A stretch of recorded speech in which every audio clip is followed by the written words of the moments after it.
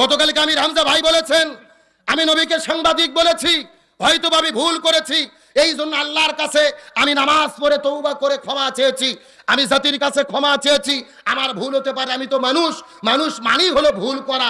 আদম নবী যদি ভুল না করতো আমরা জান্নাত ছেড়ে পৃথিবীতে আসতাম? তাহলে মানুষ হিসেবে তো ভুল করতেই পারে। তাহলে তিনি ক্ষমা চেয়েছেন, ঘোষণা করলেন।